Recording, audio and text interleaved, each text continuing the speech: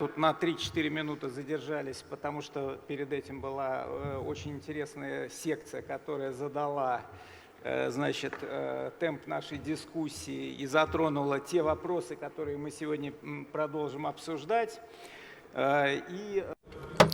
Well, let's continue our discussions.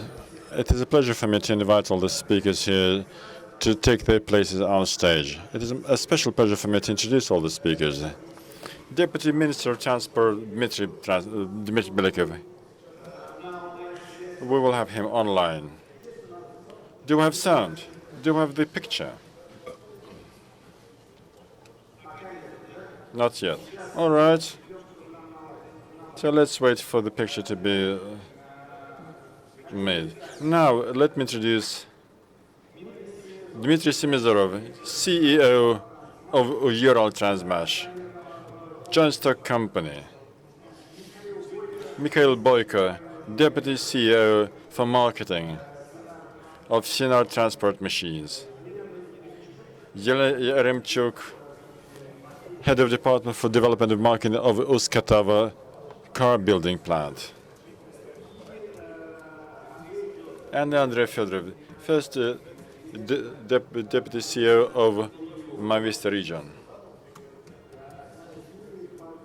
Dmitry Twardovsky. Dmitry?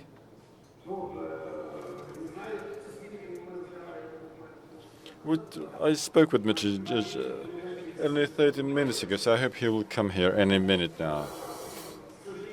Well, unfortunately,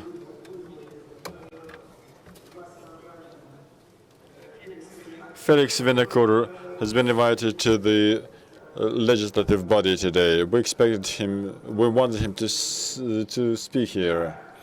But, okay, let us begin our discussion. The discussion is the renaissance of street trams in urban agglomerations. And my request is as follows. I would like to set the pace for this discussion.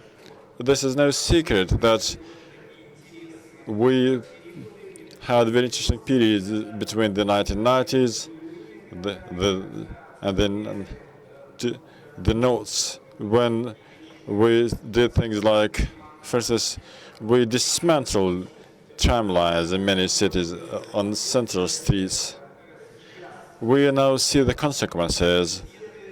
The municipalities and companies in charge of public transport have started to realize that we have made part of the street network, have vacated for street network for private transport. But as a result, we see long chains of taxis and marshrutskas, rather than deal with the much more comfortable means of urban transportation, and I mean the urban tram.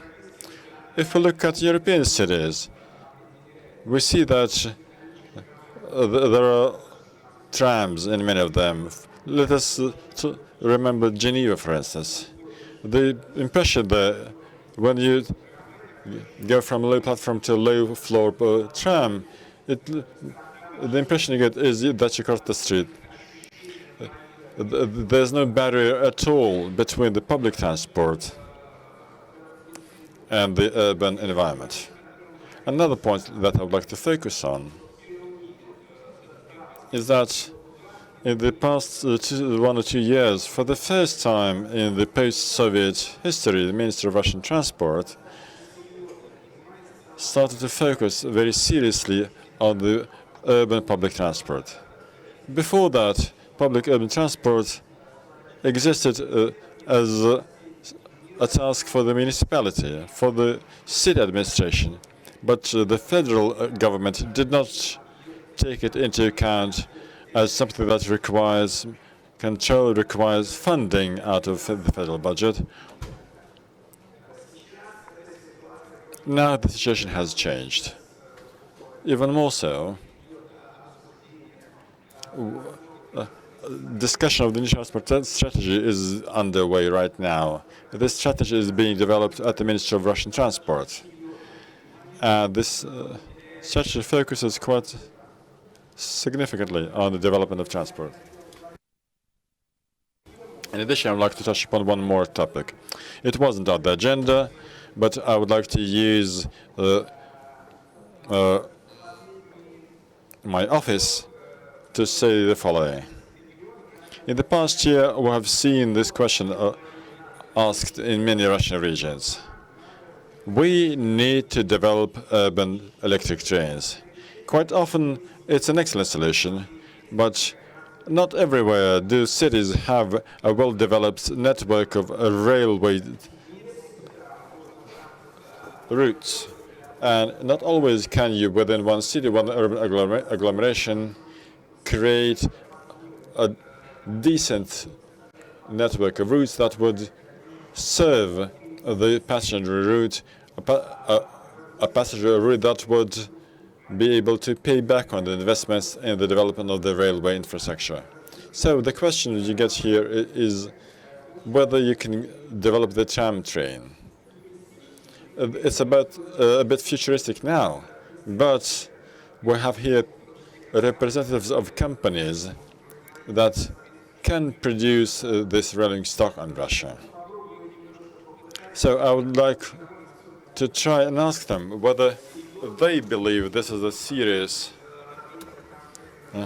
outlook to develop the tram train in Russia. Because in some cities, and I can mention Saratov, for instance, in Saratov, if you connect the tram lines and railway lines in one ring, you can receive an existing railway ring, a working railway ring.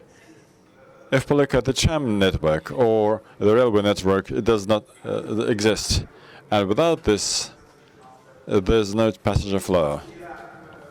But I'm digressing. I've taken too much time from my speakers, so I'm not going to behave the way I behaved yesterday. We had too many speakers yesterday. Today we are in a more relaxed situation. But I want to know whether we have the Ministry of Transport online with us. No, not yet. Okay. Okay, let us wait for the Minister to join us. And in the meantime, I would like to give the floor to Dmitry Semizorov, CEO of Uraltransmash.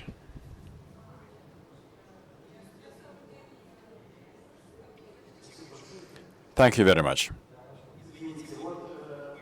Oh, I'm sorry. A representative of Web, Dmitry has joined us.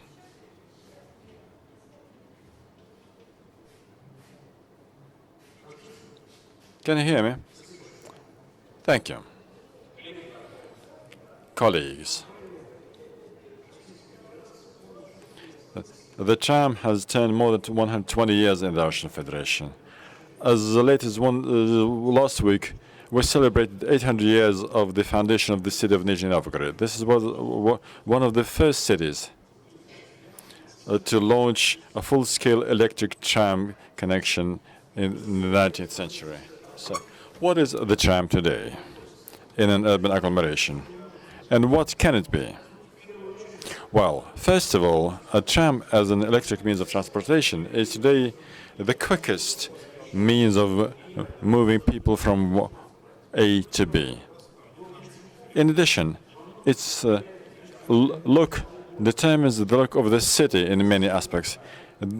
This is why trams are designed individually for each city.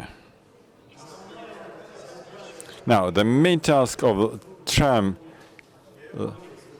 motion, which it has to meet, in my opinion and the opinion of the designers, is that the tram has to move passenger from A to B in an urban agglomeration for the shortest over the shortest possible period of time, and in doing so, it should pick up every passenger that would be willing to board on this train. Today, the only means of transportation that can solve this question is the tram. And how can I manage the slides, please?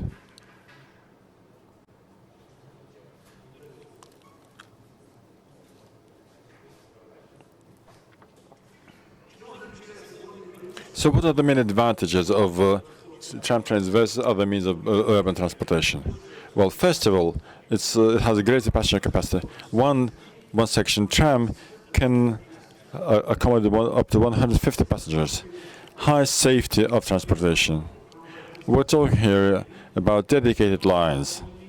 The tram has passive and active protection systems. Furthermore, low-floor trams are quite easy and comfortable to use. Today, all the passengers, all the residents in a city, from very small children to low mobility groups, can use this means of transportation to move freely. And not just to move freely, but also to move very safely from A to B. And the long life cycle. We all know that today there are trams in certain cities that have served more than 40 years, which is clearly beyond any projected life cycle. But the tram is very easy to upgrade and to repair, etc., etc.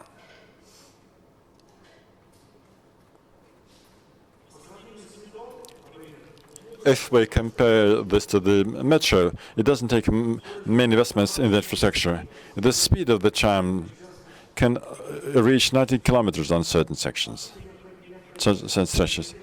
It doesn't take any special infrastructure to charge the batteries. Today, the tram is a set of recuperation, that is, when it returns energy to the grid, but also it charges its own batteries. And over the stretches where there's no contact network, catenary network, the tram can travel up to 1,000 meters without losing the speed, without compromising the speed. And I don't think we need to discuss the environmental friendliness of this mode of transport. Considering the design of the tram, we see that it is now moves smoother. At least the trams that are designed and produced at the Uraltransmash. We have a special three-stage reducing mechanism there. It accelerates very quickly and then can brake very quickly, but very smoothly. Energy recuperation is another feature which is quite important. Whenever the tram is braking, it is capable of returning up to 40% of power back into the grid. State-of-the-art design. It is yet another point that can underline the look of a particular city, or be it a modern city or a historic city. Then passenger comfort, low floor. It is easy to board and easy to alight. Today, Uraltransmash has already implemented the modular approach to any types of tram cars, starting from 415 to model 419, which will go on rail by the end of the year 2022. All these tram wagons, in terms of their aggregates and in terms of their units, are absolutely identical. They have all been made in Russia. About 80% of this has been localized by Uralvagon Zavod, and about 90% is produced in the Sverdlov region. Now, very briefly about each of the models that I'm showing here. This model you see on the slide is 71415. Capacity up to 190 people. Seats, 31 seats. As opposed to our good friends that also produce trams, we have quite large aisles inside. At least a mom with a pram or a wheelchair user will be able to travel from the end to the fore part without touching anybody. Smooth movement makes the traveling very comfortable. The torque is transmitted via the cardan shaft. It may seem an old design, but still, it is so reliable that even if we need to change something, anybody can do this at any tram depot. Fiberglass cover over the hull can be easily replaced. 418 model. This tram has the capacity of more than 280 passengers, 47 seats, and at least 2 seats for people with disabilities. Today, for model 419 is already in the stage where the model is being prepared and tests are being carried out. And you see that it has all the same advantages as the previous models. The capacity is about 250 people. We fully understand this. There are not so many people, never so many people among tram stops, so we are capable of taking anybody who would like to board the train. Furthermore, we work a lot to reduce the weight of the tram wagon, to be able to extend the life cycle of the rail facilities. So we've been working to reduce the weight, and we expect, and we now have a good opportunity to introduce certain models of certain units made from fiberglass into the tram design. One of the latest models, which I'm happy to present to you today. This model is 415, made in the so-called retro style. I've been to lots of museums. I've seen everything that existed since the 19th century in Russia. Today, it's an absolutely state-of-the-art tram that has such things as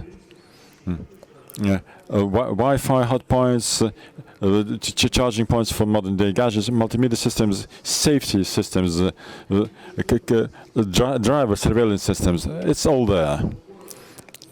And when the Novgorod celebrates its 100 years anniversary, it already purchased trams that will travel along the main streets of the city and will make its look even richer, relying on modern trends of the development of the urban electric transport.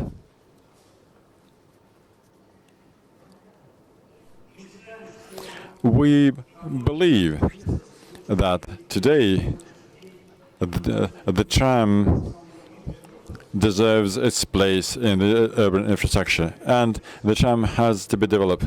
We must remember the historic roots that the tram has, and we must develop the trams. We know that many cities have dismantled their railways and have covered this with asphalt. But I would like to remind you about the experience of the city of Ufa. The administration has been considering a restoration of the tram movement in the city. Furthermore, they think about connecting the northern and eastern part, the southern part of Russia into a single transportation network. Colleagues, thank you very much for your attention.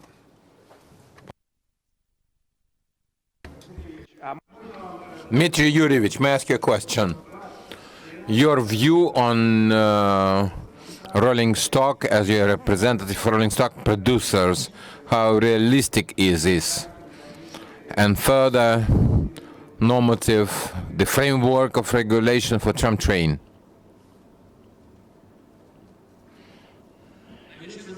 The newest developments that are necessary to make and include into the transport flow of the city agglomerations demands that all modes of city transport or city transit, save electric transport and autobuses, should be interconnected into uniform system, information system.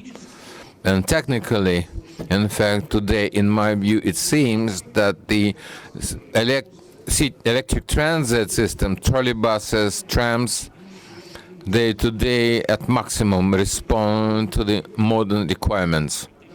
When we can unify into the single system, not just safe or comfortable city, but to make it so that city transit will be part of infrastructure that carries not only duty of transporting passengers from A to B, but also in terms of information. It's information component of any city agglomeration. It's system of safety of any city agglomeration. Only thing that we need to do, it's something that you mentioned now. For this, you need to have legal framework. So we as manufacturers, so in any case, we will be in position to answer any demand, to meet any demand. Would like very much to make this regulation that is necessary for all of us today. It should be created and properly functioning in terms of all components functioning for the city agglomerations. Yes, thank you. And we continue our promotion. I give the floor with pleasure to Mikhail Boyko. Although I understand we'll touch not only issues of production of rolling stock, rather we will touch upon the subject of extreme importance, more actual than supply of rolling stock, the question of the concessions. And I understand that STM has signed contract on concession of trams in city of Taganrog. Obviously, you wanted to touch this subject, first of all, because for me, Taganrog is very interesting city, so especially interesting for me. I hope that our listeners will be the same. Vladimir, you're absolutely right. In fact, our distinguished colleagues that participated in round table, they will professionally tell about innovations which in the recent times were created by railway machine building, especially rolling stock subjects. In my presentation, I'd like to tell more about efficient instruments of implementation of innovations for the public transport infrastructure, so the residents will have accessible and affordable trips. Our experience I'd like to show you based on the comprehensive project that we realize in Taganrog city. What is the essence of this project in brief? In Taganrog, Sinara-Transport machines realized project of building of 45 kilometers of modern tram tracks, of 80 new stopping points, supply of 60 low-floor single unit tram cars. We rebuilt tram workshop and depot and traction station. This project by Sinara-Transport machines is realized through subsidiary Sinara City Transport Solutions, who concluded concession agreement with administration of the city of Taganrog. Very thankful to WebRF Corporation for assistance in providing funding for this project. If you allow me, let me launch a short video showing our project, and then I'll explain. In the city of Taganrog of Rostov province, we have realization of scale project of rebuilding of tram network. Within the project, we will build 45 kilometers of tram track with the usage of modern technology and materials. We'll perform full rebuilding of the elements of the power supply and full-scale replacement of catenary and cable network. Based on existing tram depot, we'll create modern tram workshop equipped with high-technology equipment, and we'll buy 60 units of low-flow rolling stock. The project realized by Sinara City Transport Solutions together with WebRF with the Council of the Russian Federation and the government of Rostov province and administration of the city of Taganrog as part of development of Taganrog and logistical center of the Rostov province. 25th of May of 2020, we concluded concession contract. The project is the first and pilot project of the comprehensive modernization of city electric transport, scaled around entire city.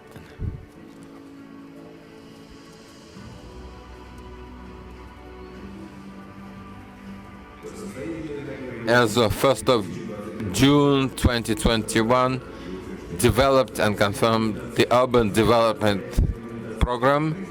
Documentation was developed and dismantling of 3 kilometers full track will prepare and reorganization of utility lines and preparatory works on building of the roadway and also production of modern rolling stock with 100% of floor level. 12th of September 2021, birthday of Taganrog will witness first project launch. In September of 2021, we'll launch the project as the whole.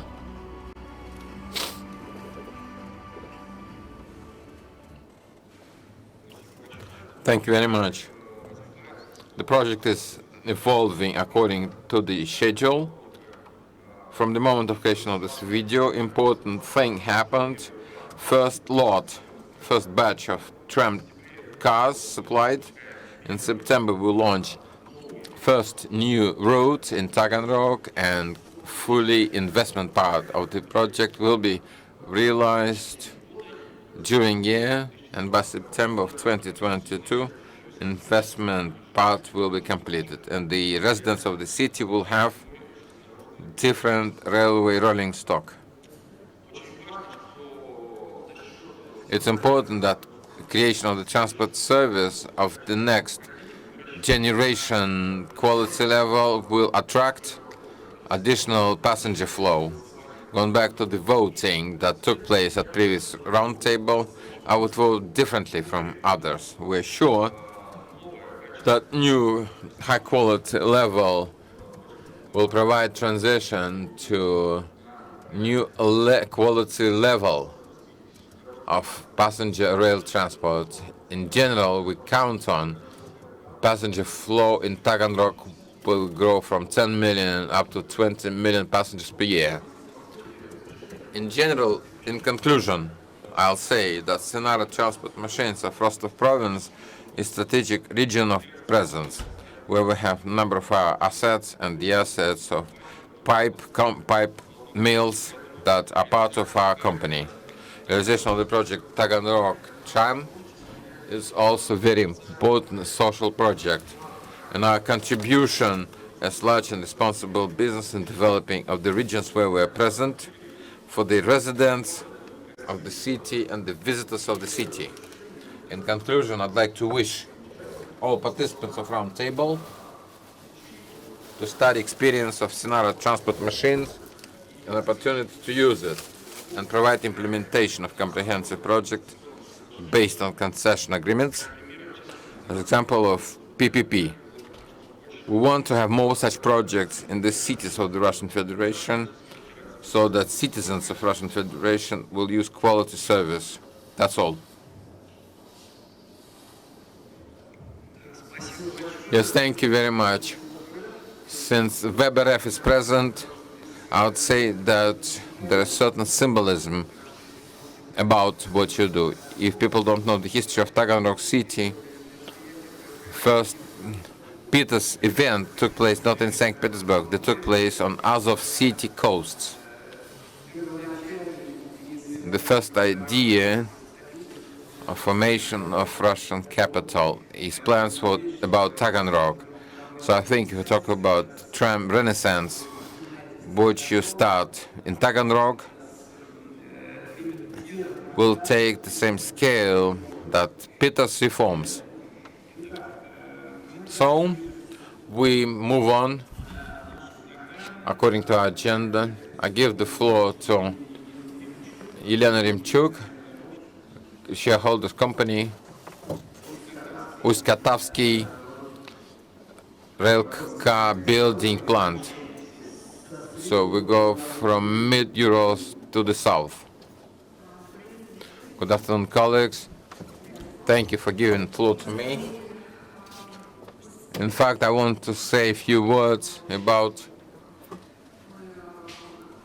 we as the corporation Uсть-Katowice railcar building plant. We're a producer of the rolling stock for Taganrog City. And our first experience of participation, and we're very appreciative. Today we discuss the topic of tram renaissance and advantages of using of such mode of transport as trams. That's why I want mostly to say a few words in favor of using of such mode of transport. We say that tram is optimal transport for consistent, sustainable development of city-urban environment because it has unique quality, better than other modes of transport. We're saying that speed of tram cars and dedicated tram lines observe timetable and headway. Of course, it's decrease of harmful pollution, noise reduction. We all know if we talk about other modes of transport, such as buses. Then in tram, there is the absence of dust that is generated by the tires. More than that, in terms of economics, it's optimal because there's distribution of load and decrease of wear of the lines and the rolling stock. As it is known, tram car serves up to 30 years. By the way, it's quite a discussable topic. And I'd like to touch this topic and sidetrack many cities today. They require in their specifications so the tram serves 30 years. Yes, it's a matter of fact. Are trams that run in the cities, such as KTM5, they still don't break down, they roll and are used in the cities. Time is going on with the high rate. In 80s, no one knew about iPhone. We cannot imagine our lives without such modern gadgets. And of course, in 30 years, I can imagine that conditions and requirements of the surface transportation will change drastically. Coming back to optimal transport for sustainable development of urban environment, let me tell you that tram is a wonderful architectural element of any urban entity. We can make it according to the needs of the city in terms of design, branding, it's always decoration, and more so it's convenient for the passengers. 100% low floor, Wi-Fi, USB plugs, modern information systems. In trams, use heated seats for the cold regions such as Chelyabinsk province and so on.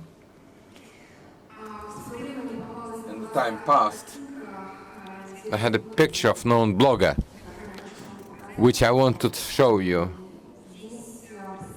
Here is representation and comparison between road vehicles, bus, tram, trolleybus. It illustratively shows that tram provides several-fold amounts of seats for moving passengers, which determines economics of a city. And very briefly, because we're not permitted to present trams, I'll tell that Uсть-Katowice railcar building plant manufactures railcars 40% of low floor, 70% and 100%. In fact, 40% of low floor from standpoint of many cities and rail coverage, provides ability to negotiate the landscape. This year, in the city of Chelyabinsk in February, we had presentation of new model 71600 with 100% low floor. It was successfully tested in Chelyabinsk. The governor was present and personally rode the tram. We see the future behind them, behind the 1 unit, 2 unit, 3 unit. Hereby, I don't want to dwell.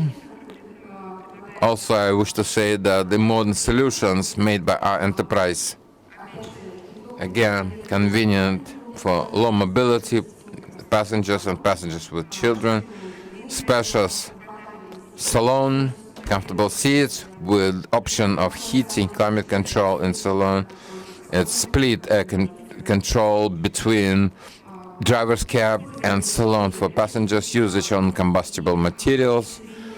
The salon interior, in terms of material usage, again, tram is an ecologically clean transport because it can be fully recycled. Just a few days I spoke to the chief designer. So the problem of utilization, from the standpoint of architecture, I said that tram is architectural element of the city, and for the transport system, realization of the concept of the smart city. Increase of the speed of the transport system, decrease of the traffic jams, and decreased number of the traffic accidents. From the standpoint of the drivers, we offer solution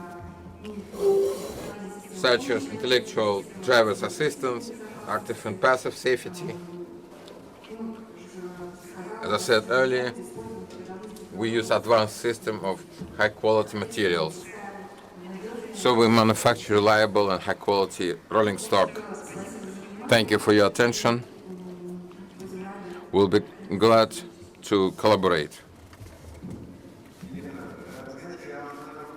Elena, last question. Chelyabinsk is one of few cities in Russia. As far as I remember, Chelyabinsk and Omsk are the cities where metro was started, but then abandoned. So now they're talking about revival. Does Chelyabinsk consider opportunity to use existing tunnels for metro tram? Yes, of course. Alexey Leonidovich Texler, in his last interview, said that we plan to use tram as metro tram. And as today, we make order supplying rolling stock is 7162304. It's our previous model. In the future, we plan to acquire for this purpose 100% low floor tram model 71628. Yes, thank you very much. And further, I give the floor to Andrei Fedorov, First Deputy General Director. Sorry, our equipment is failing us. First Deputy General Director of Mavista Regione. Yes, thank you, colleagues. To continue the speeches of my colleagues, I'd like to tell about our experience of concluding concession agreements in Sverdlovsk province, Verkhnepyshinsky tram project on 20th of May, and also a few words about market, what we expect, and short-term and long-term future. In our understanding, it all can be developed. So some elements will help us to progress forward. On the 20th of May, we concluded concession agreement with Sverdlovsk province. It's about creation of the operational shed and 11 trams and tram systems of Verkhny Peshma till Yekaterinburg. On the 20th of August, due to web and web infrastructure, we're thankful to them. We recently conducted financial closure, we signed, and we are so excited. Also want to talk about Sverdlovsk province, especially Ministry of Transport and Ministry of Investments. They pose as locomotives of the process. It's very important when at the subject of Russian Federation subjects, when Ministry has understanding of importance of development of public transport. The project implies creation of the shared and 11 trams during 10 years for realization of investment phase. It took 1 year. It's quite ambitious timeline, which we observe. At this time, work on EP, the project documentation stage. As to what this project can give us, we should say we don't have tram concessions. And considering things stated earlier, we have the lines of the Vanpool and others that don't represent transport, that can be trunk line transport.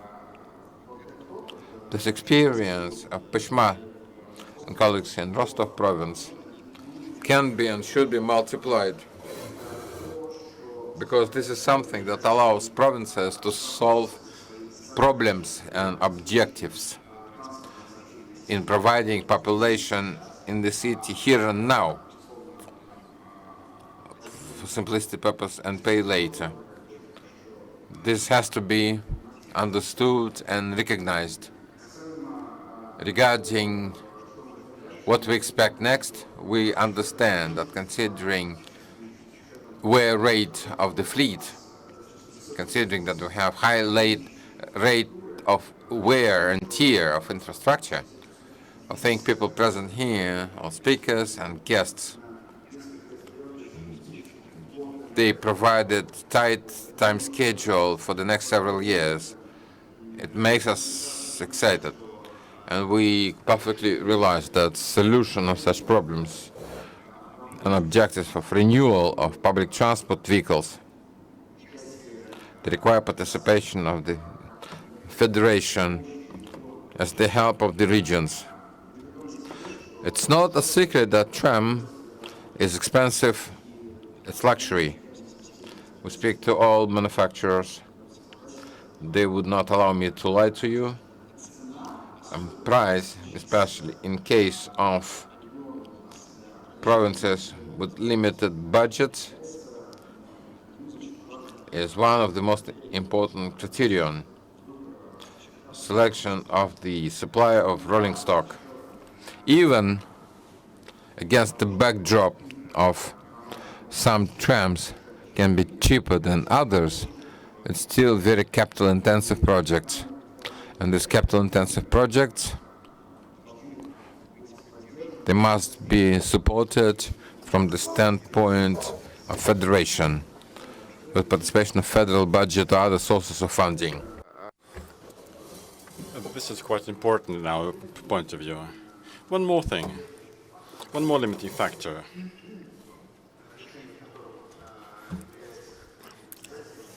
Something that we need to have solved to be able to continue developing tram concessions and to replicate the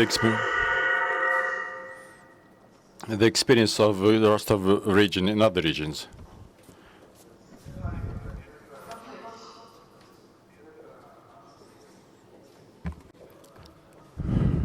We need to make amendments in Federal Law 115, the law on concession agreements. And this will enable us to work not only with the city administration.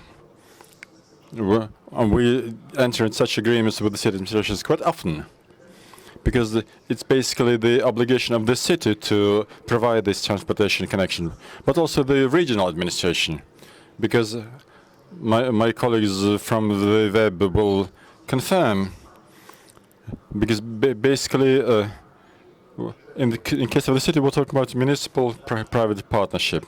But the budgets of the cities are quite limited, even budgets of big cities, industrial cities such as Ekaterinburg, for instance. They're still incapable of covering all the requirements in the return on investments alone. So this is why it is quite urgently required for the new Russian parliament to make amendments to Law 115 to invite the regional budgets as a second party to the agreement, because these budgets have much more money. That is all I had to say. Thank you.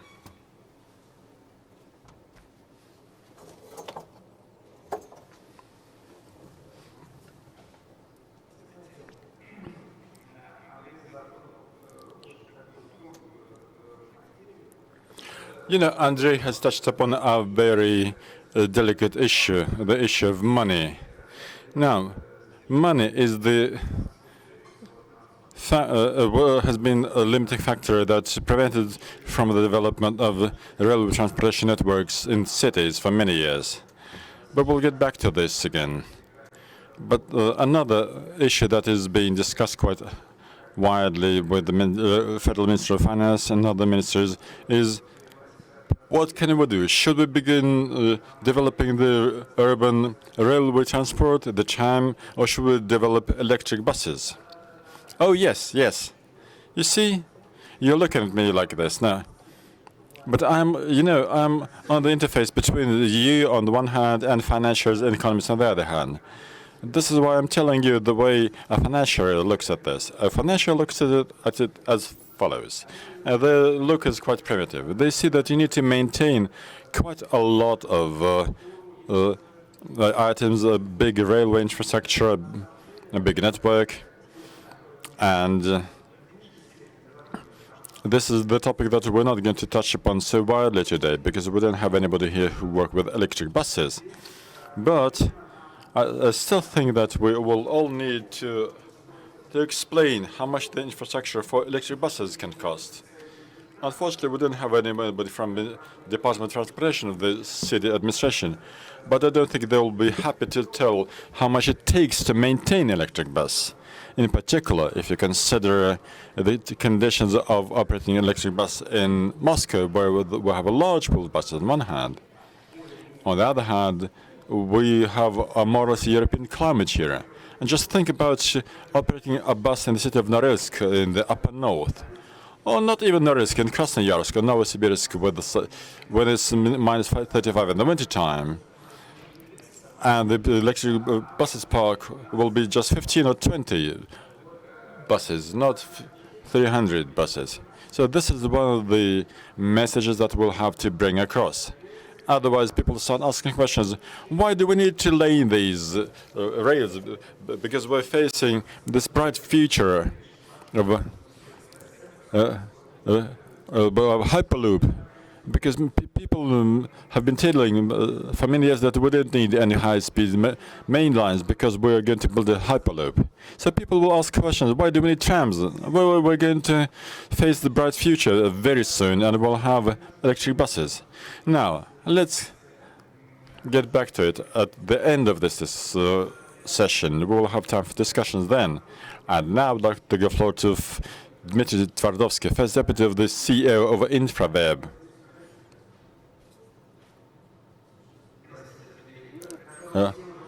You have already had a chance to thank him, both on behalf of Sinara and on behalf of TMH. Yes, colleagues, thank you very much. I don't think you need to thank me. You need to thank our entire team of highly professional experts. Now, the topic you're touching upon is highly relevant. The renaissance of the tram and the urban agglomeration. You know, In the past months and days, we've seen publication about this deal on the Upper Pishma. And in the view of this, I was asked to tell how all these ideas could be funded, ideas that our distinguished participants has shared. What can we do to make our cities more environmental, travels make more comfortable, etc., etc. And money is of no small importance in this respect. It's not only about money, it's also about the regulatory framework which is used to implement these projects.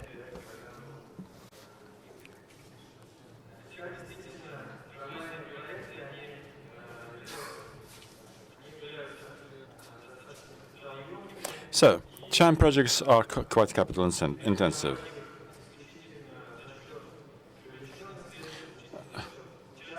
It is impossible to implement them using only private funds or bank funds. You need various support measures, various measures of direct support from the government, but also indirect measures of support, such as beneficial interest rates or cheaper funding. At the moment, there are a number of such mechanisms. Some of these mechanisms are already in use. Others are only being implemented at the moment.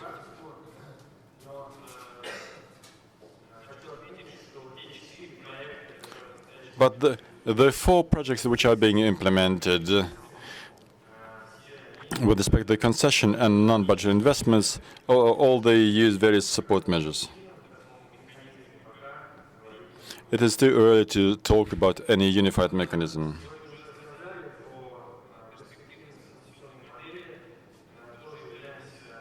The concession model is also quite promising. And out of the 3 mechanisms that we have discussed, mechanisms that can be used to implement tram projects, they're here on this slide.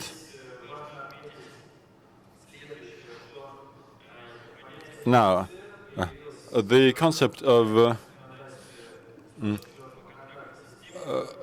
contract system only was introduced in year 2020.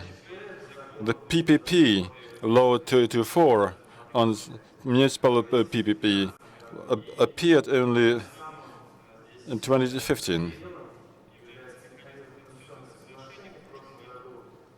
And the most mature mechanism is the mechanism of concession agreements. It turned 15 last year, and it has been improved all the time, despite all the drawbacks and possible gaps. Like Andrei said, certain clarifications are required. For instance, tram projects are urban projects, municipal projects, whereas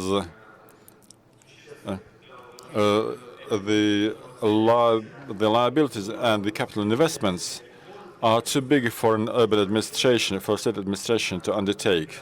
Therefore, support from the regional or maybe from the federal budget would be quite desirable.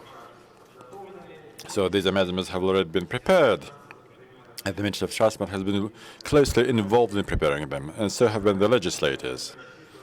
This is why we expect that this will open a much broader perspective, many more opportunities for projects to develop. And we'll see a certain facilitation after these amendments have been introduced. One more thing on the slide. A concession agreement enables funding not only the rolling stock, but also the infrastructure. The railways, the warehouses, depots, and other structures which take a lot of funding. We also show here the advantages of a particular model.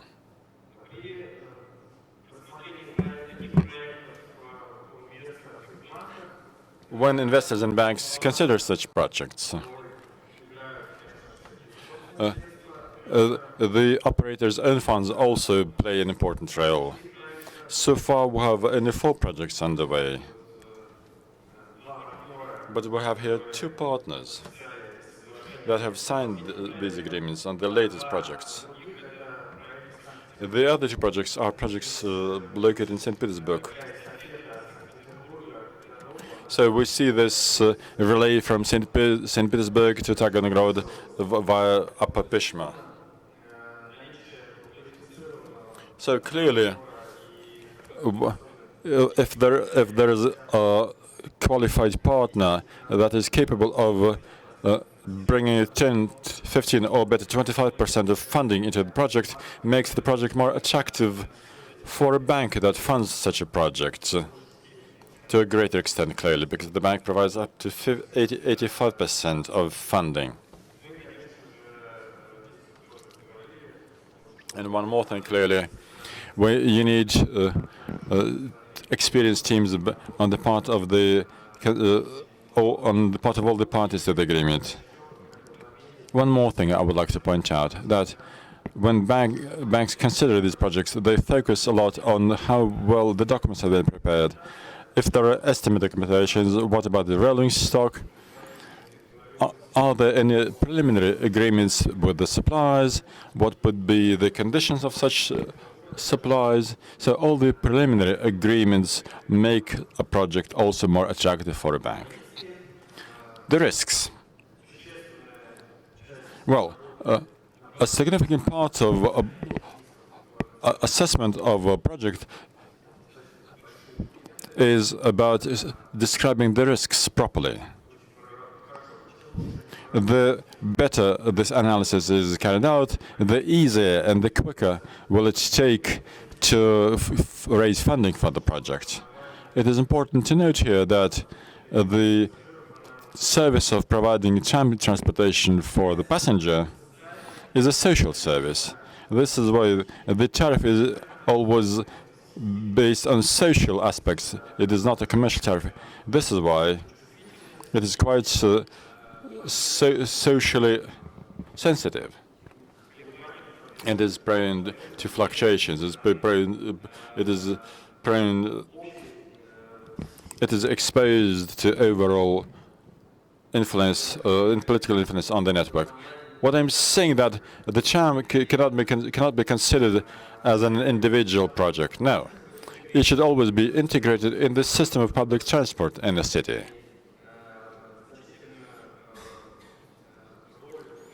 And what we will see that other routes, other modes of transport will play a significant role in how well this project pays back and how well these projects are managed by the municipality. These are the risks that the party will undertake, because even if a particular street is blocked or if additional parking spaces are established, this can influence the passenger flow, and this way it will influence the time it takes to pay back. This is, in my opinion, the most significant risk, although other risks can also be discussed. Furthermore, it is noteworthy that the role of the private partner, the role of the operator, lies in the following. The project should not exceed its initial cost parameters, the cost of its construction and other costs. It should stay within the budget. It should not grow any more expensive.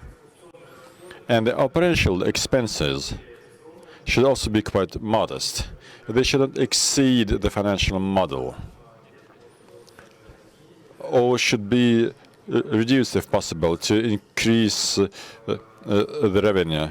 This is probably the main effect from a concession agreement, from the BOT agreement.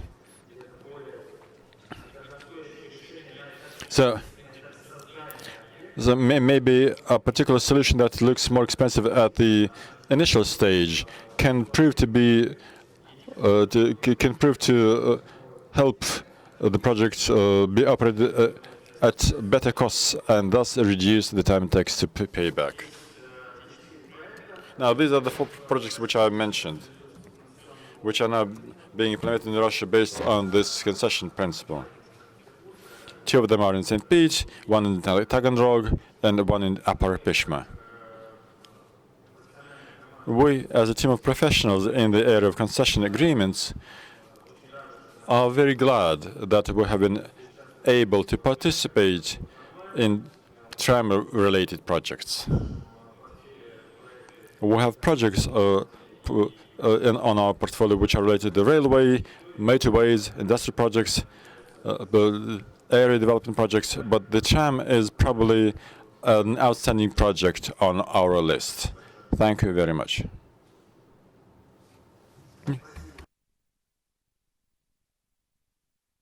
Dmitry, thank you very much. You know, I just have one brief comment. The thing is that we touched upon the following issues. We started by discussing the manufacturing of the rolling stock. Then we proceeded to a much more difficult topic. The topic which, thank God, owing to the efforts by your corporation and owing to the efforts of our largest holding companies, machine builders and other holdings, who undertook the function of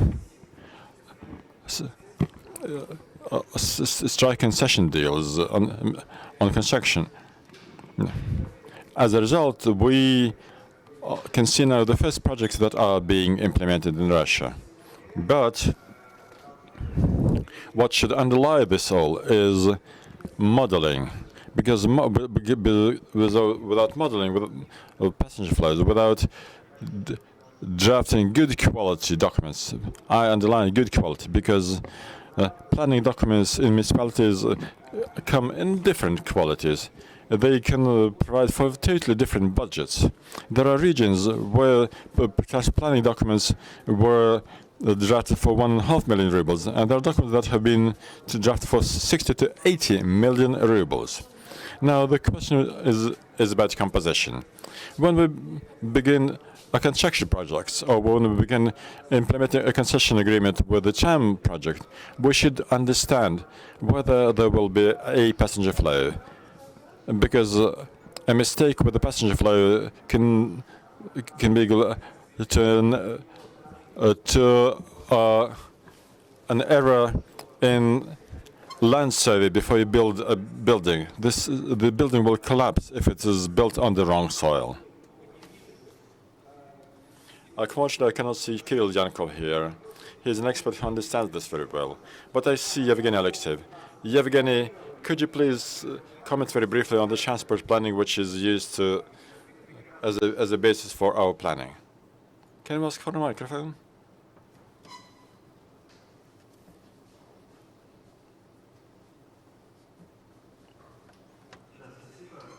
Thank you. Yevgeny Alexeyev, the Center of Economy of Infrastructure. I would like to add to what the participants of the discussion said. Whenever tram projects are implemented, we should focus not so much on replacing the rolling stock or on upgrading new sleepers and upgrading old sleepers and old rails. No, the tram should have the passenger flow which should be in line with its niche. We see that the cities that have been implementing tram projects have a lot of public transport routes. And not only the tram can be outdated, but also routes duplicate, overlap. So trolley buses, marshutkas overlap each other. So in addition to the technical aspects of the tram projects, the rail networks should be designed properly and should be organized in such a way that the city has a unified tariff policy, so that people wouldn't think when they change from one mode of transport to another mode of transport, they pay each time. The tram should be its niche in the urban network, and we have helped to develop transport planning documents for cities such as Yekaterinburg and Samara. And we see that while today passenger flow on a particular street is about 1,500 people 1 hour, then Nova Sadova street in Samara it can easily reach 30 to 400 people an hour if these measures are organized properly.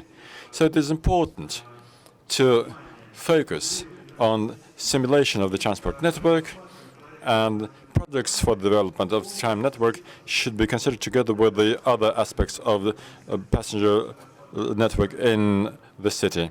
Then we talk about the renaissance. Otherwise, if we talk about the tram individually, we may easily fail to reach the numbers that are spelled out in the concession agreement. Thank you very much. Let's move on. Could you please show the questions on the screen? Because we try discussing questions not only with the speakers or discussion participants, but we'll also encourage the audience to be involved. We encourage those who are online to be involved. Unfortunately, we don't see so many people in this audience. Unfortunately, not all people bring their PCR tests. So, my question is, what should be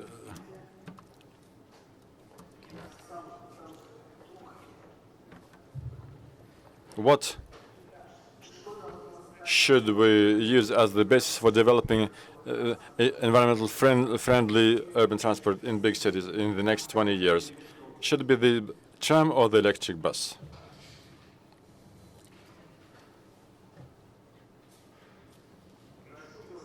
Please cast your votes. The QR code is here. I think that we have all learned how to use the QR code over the pandemic period.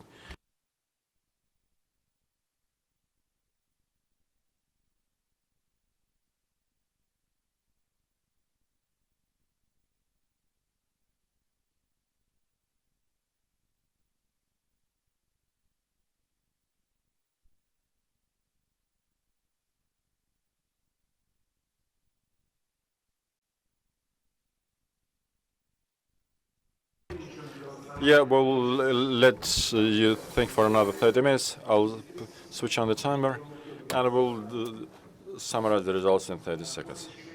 And then we'll try to communicate with the audience. We have several minutes left. I know that there are people in the audience who would like to ask questions to the speakers. And this communication will be quite valuable for us. Yes, 30 seconds have passed. Thank you. Let's sum up the results.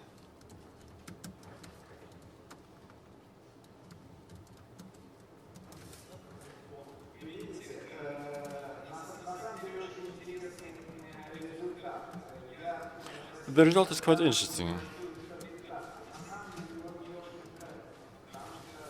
I know, I think I like this result.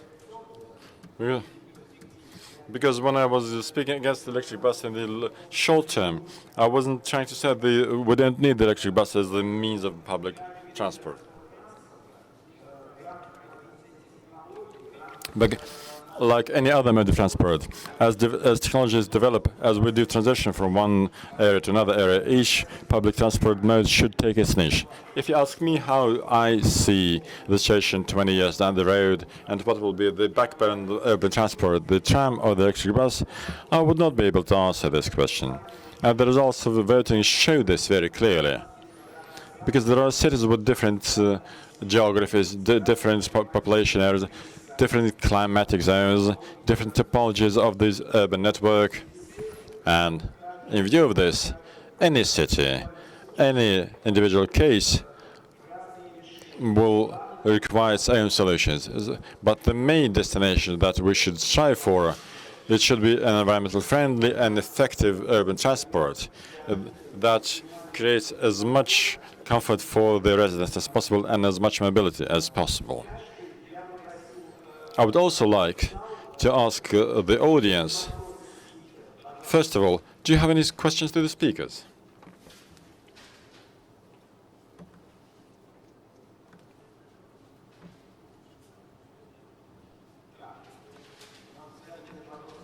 No questions? All right. Then I'll try asking a question myself.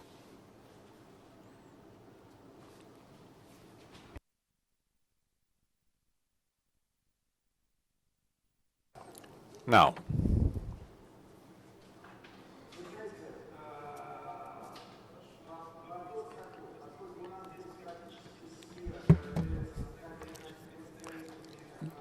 we all here are, practically all of us here come from the Urals region. So my question is, I'm curious to know to what extent is the project that has to connect the city center of Ekaterinburg and Upper Pishma unique, and is it a pilot project?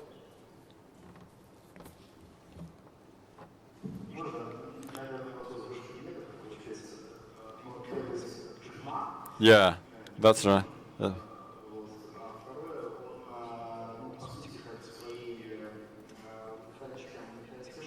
What is so unique about the project is that it is the first time that this a connection between two municipalities. Because Bishma is an individual city.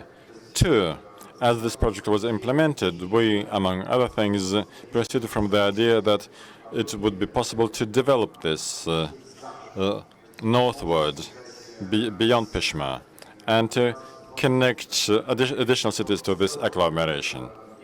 This would add value to the transport communications inside this entire agglomeration. This would make it more accessible both to residents of the capital of the Sverdlovsk governorate, but also to the satellite cities. So this is why this project is so unique. Thank you. All right, so let us try and sum up the results of this session.